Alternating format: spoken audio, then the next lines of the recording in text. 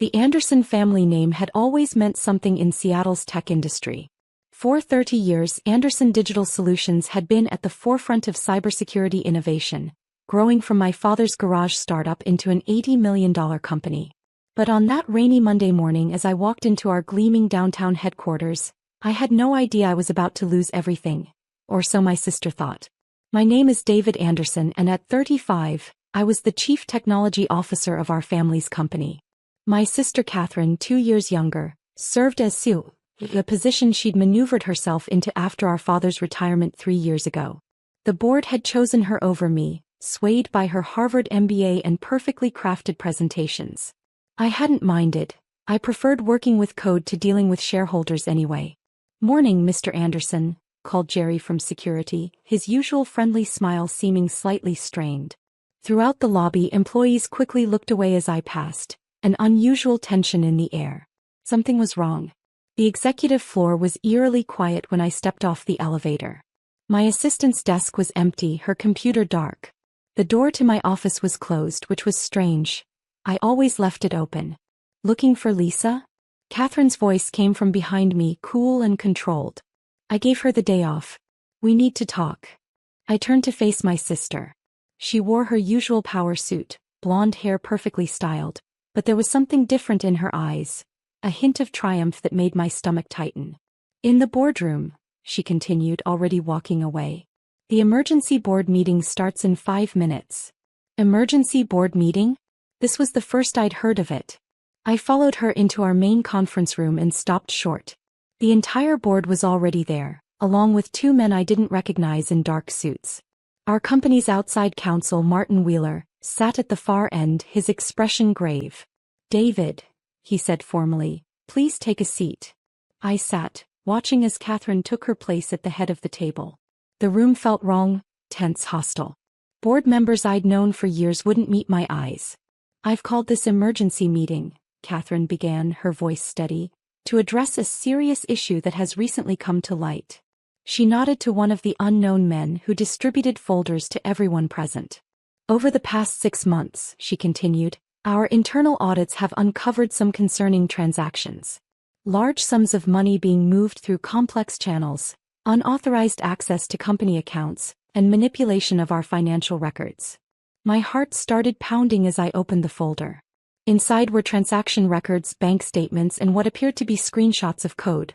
My code. "At first we couldn't trace the source," Catherine's voice hardened. "The perpetrator was clever, using sophisticated methods to hide their tracks.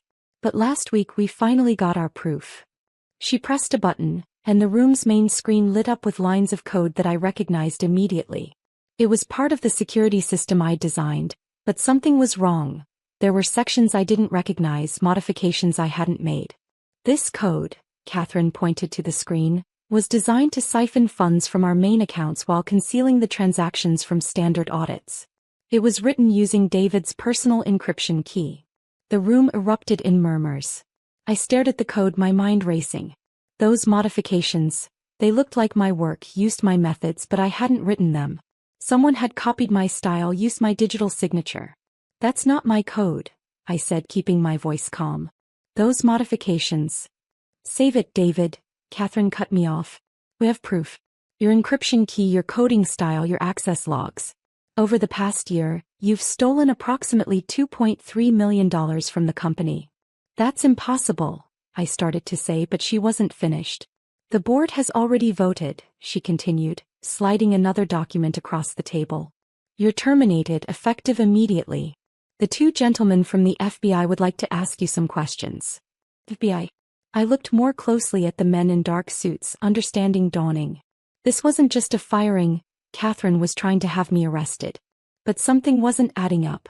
Why the rush? Why hadn't the board contacted me during their investigation? And why did Catherine seem so eager to have me out before? Then it hit me. Next week was the annual security audit, including our new government contracts. The contracts I'd spent the past year securing, worth over $50 million to the company. "You're making a mistake," I said, standing slowly. "If you check the backup server." "Security will escort you out," Catherine interrupted. "Don't make this harder than it needs to be." I looked around the table at the board members who'd known me since childhood, who'd watched me grow up and build this company's technology from the ground up. None of them would meet my eyes. Fine, I said quietly, reaching into my pocket for my access card. But you might want to delay that security audit next week. Just until you've had a chance to really examine the code. Catherine's eyes narrowed slightly, the first crack in her composed facade. The audit will proceed as scheduled. We have nothing to hide. I placed my access card on the table and smiled. We'll see. Security was waiting outside the boardroom. As they escorted me through the building, past shocked employees and through the lobby where I'd entered so confidently just 30 minutes ago, I couldn't help but think about something our father used to say. In family business, trust is everything. Once it's broken, all you can trust is the code. The code. Catherine thought she had it all figured out. She'd used my methods, my signature, even my personal encryption key to create a perfect frame. But she'd forgotten one crucial detail. Something only a true coder would understand. In my apartment that evening, I pulled out my personal laptop, the one Catherine didn't know about, and began to write. A message appeared on my screen. Backup server access confirmed, implementing protocol. Truth and time to completion. 168 hours. 1 week. Just in time for the security audit. I smiled, thinking about the hidden subroutines I'd built into the company's systems over the years. Fail-safes that even Catherine, with all her business acumen, had never thought to look for. She tried to destroy me using code. But code, unlike family, never lies. And in exactly 1 week, every transaction, every modification, every secret communication would come to light.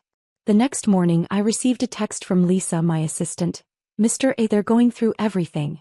C has a team trying to access your old projects. Should I be worried? Not at all, I replied. Just watch the server logs next Monday. Lisa, thank you for everything. I spent the next few days putting my plan into motion. While Catherine and her team frantically searched for non-existent millions, I made calls to carefully chosen contacts. A former colleague at the FBI's cybercrime division. A journalist who specialized in corporate fraud. And most importantly, the one board member who had always been more interested in truth than profit, our father's oldest friend, Thomas Chen. I knew something wasn't right, Thomas said when we met at his home. The evidence was too perfect, too convenient. But Catherine had everything locked down so tight. She thinks she does, I corrected, showing him my laptop screen. But she forgot who built the original security systems.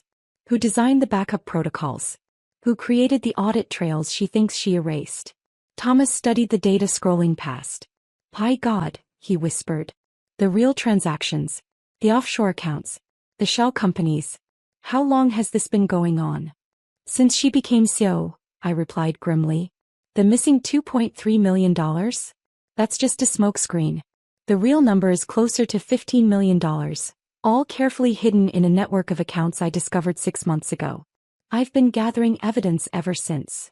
Why didn't you come forward then? I thought about the past 6 months, about the careful game I'd been playing. Because I needed them to make a move. To show their whole hand. And now they have. They. Thomas raised an eyebrow. Catherine isn't working alone, I explained. Half the executive team is involved. They've been systematically looting the company, using my security systems as cover. Next week's government contracts were going to be their biggest score yet. Thomas sat back, understanding dawning. The security audit. If those contracts go through before this comes out. Exactly. Federal fraud charges, possible RICO implications. The company would be finished. I closed my laptop. That's why they had to get rid of me now. They know I've been watching, gathering evidence. They just don't know how much I really have. What do you need from me? Just be at Monday's audit. And maybe bring a good lawyer. The week crawled by. I watched from afar as Catherine and her team worked overtime, probably thinking they were covering their tracks. Every attempt to access my old files, every modification they made, only added to the evidence accumulating in my hidden logs. Finally, Monday morning arrived. I sat in a coffee shop across from Anderson Digital's headquarters, watching the stream of cars arriving for the audit. Government officials, external auditors, board members. And there, right on schedule, Catherine in her Mercedes. My phone buzzed. Server access attempts increasing. C's team trying to modify audit logs. Protocol still running. Oh. I smiled. Let them try. In about 20 minutes, every change they made would be reversed, every hidden transaction revealed, every piece of evidence restored to its original form. The truth was about to come out, and no amount of desperate last-minute hacking could stop it. At exactly 9 a.m., as the audit team was settling into the conference room, I pressed a single key on my laptop. Protocol Truth and activated, releasing all secured files, restoring original logs, transmitting evidence to designated recipients. Across the street, I imagined the scene unfolding. The auditors' confusion as their preliminary scans revealed discrepancies. Catherine's growing panic as she realized her carefully constructed fraud was unraveling. The board members' shock as the true extent of the embezzlement became clear. My phone started buzzing with messages. Holy shit, his office just arrived. FBI asking about offshore accounts. C looks like she's seen a ghost. Thomas, Channel 4 News van outside. What did you do? Jerry. I didn't reply. Instead, I calmly packed up my laptop, paid for my coffee, and headed for the building's main entrance. It was time to make an appearance. The lobby was chaos.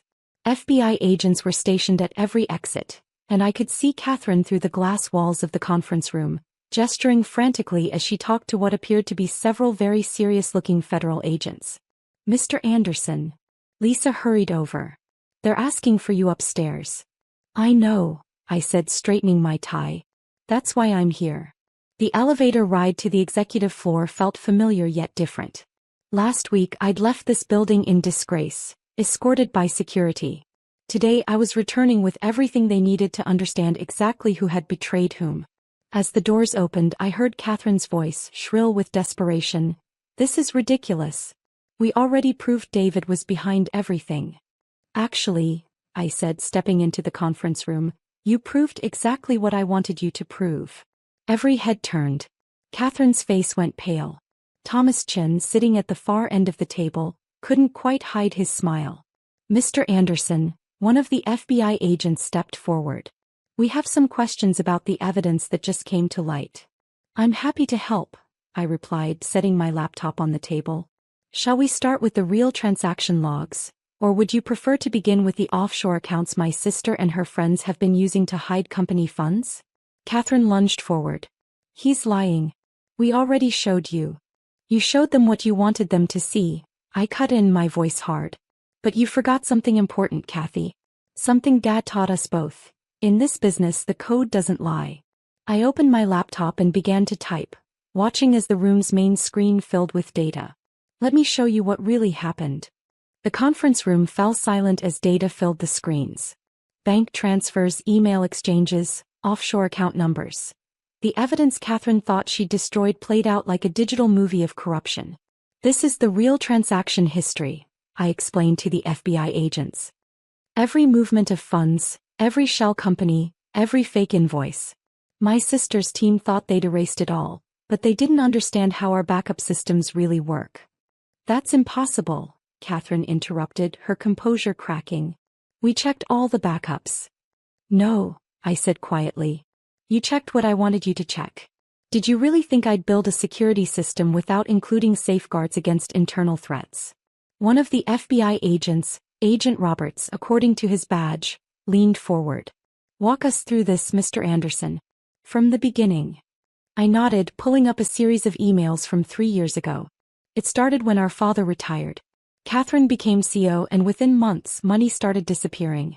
Small amounts at first, hidden in legitimate-looking transactions. But I noticed something odd in the audit logs. The screen showed a complex web of transactions, each one carefully disguised as normal business expenses. They were too perfect, I continued. Every transaction precisely documented, every detail exactly right.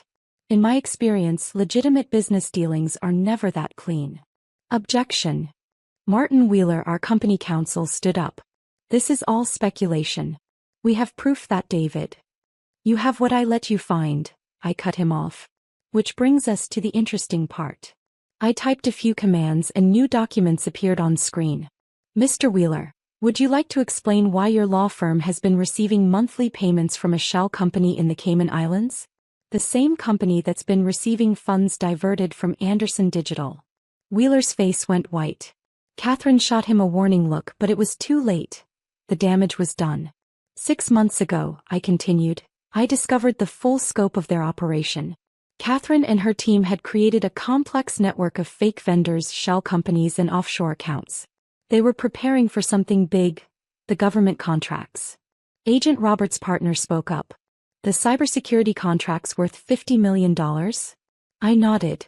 Once those contracts were secured, they planned to divert a significant portion of the funds through their network of shell companies. By the time anyone noticed, the money would be long gone, impossible to trace. And the person responsible? I smiled grimly.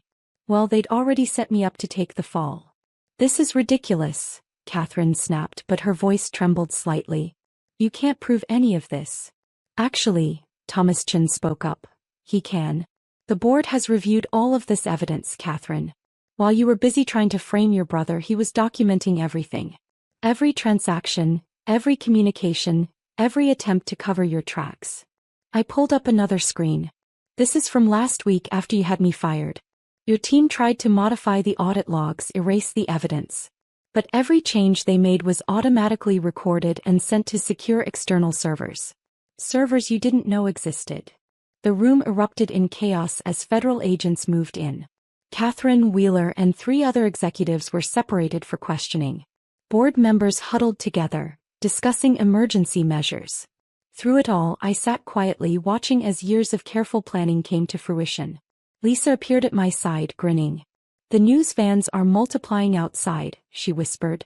Channel 4 is running with Tech Dynasty Drama as their headline. I grimaced. The media circus was inevitable, but it wasn't what I wanted. This was still a family business. My family's business. And its reputation would suffer enough without adding sensational news coverage. Mr. Anderson, Agent Roberts approached my chair. We'll need you to come down to our office to make a formal statement. But first I have to ask, why wait so long? Why let them frame you before revealing the truth? It was a good question, one I'd asked myself many times over the past 6 months. Because I needed to protect the company, I said finally. If I'd exposed them earlier, the scandal might have killed our chances at those government contracts. This way, with everything in the open and the criminals exposed, we can move forward cleanly. He nodded thoughtfully. And your sister? I looked across the room where Catherine sat, her perfect composure finally shattered, answering questions from federal agents. She forgot what Dad always taught us: technology doesn't lie. People lie. Numbers lie. But code tells the truth if you know how to read it. The next few weeks were a blur of federal investigations, emergency board meetings, and damage control. Catherine, Wheeler, and their co-conspirators were indicted on multiple charges of fraud and embezzlement. The evidence was too overwhelming for plea bargains. They were looking at serious prison time. The board appointed me as interim CO, though that wasn't what I wanted. I'm a tech guy, I told them. I build things. We need someone who can rebuild trust. They agreed to conduct a proper search for a new chief executive while I focused on stabilizing our technology and security divisions. The government contracts were saved, our clients appreciated how we'd handled the crisis, and our new security measures were stronger than ever. 1 month after everything came to light, I received a visitor I'd been both expecting and dreading. Dad walked into my office looking older than I remembered, his face lined with worry and grief. I should have seen it, he said without preamble. All those years I thought Catherine's ambition was just drive. I never imagined. It's not your fault, Dad. He shook his head. I taught you both everything I knew about business, about technology. But somewhere along the way, Catherine forgot the most important lesson. Integrity can't be coded. It has to come from within. We talked for hours that afternoon about the past, about the future, about what would happen to Catherine. She'll have time to think about her choices, Dad said finally, rising to leave. Meanwhile, you have a company to rebuild. We have a company to rebuild, I corrected. I'm going to need your help. He smiled for the first time that day. Like old times, father and son writing code in the garage. Something like that. Though maybe we'll upgrade from the garage. In the months that followed, Anderson Digital underwent a transformation. We implemented new oversight measures, restructured our management, and reinforced our commitment to ethical business practices. The media eventually lost interest, especially once they realized we weren't going to feed them any more family drama. Lisa was promoted to chief of staff, her loyalty and intelligence finally receiving the recognition they deserved. Thomas Chin headed our new ethics committee, ensuring we never lost sight of our values again. And Dad? Well, he didn't return officially, but his wisdom and experience proved invaluable as we rebuilt. 1 year to the day after Catherine's attempt to frame me, I sat in my office reviewing our latest quarterly reports. Revenue was up, our government contracts were performing well, and employee morale had never been higher. A notification popped up on my screen. Someone was attempting to access our systems from an unauthorized location. The source: the federal prison where Catherine was serving her sentence. I watched as our security systems easily deflected the attempt, logging every detail. Some things never change, I thought, but we'd changed enough to ensure it would never happen again. My phone buzzed with a message from Lisa. Channel 4 wants an interview. First anniversary of the Tech Dynasty drama. Should I tell them no? Tell them, I typed back, that we're too busy building the future to rehash the past. And we were. Because in the end, that's what Dad had really taught us. That true success isn't about quick profits or clever schemes. It's about building something that lasts, something built on a foundation of truth and integrity. Catherine had chosen a different path, but her betrayal had ultimately made the company stronger. We'd learned that trust, once broken, had to be rebuilt line by line, like debugging corrupt code. It was harder, slower, but in the end it was the only way to create something truly secure. As the Seattle sun set outside my window, I opened up a new project file and began to type. There was always more work to be done, more systems to improve, more safeguards to implement. But now, every line of code served a dual purpose: protecting not just our data but our legacy. A legacy built on the understanding that in both technology and family, the truth will always find its way to the surface. You just have to know how to read the code.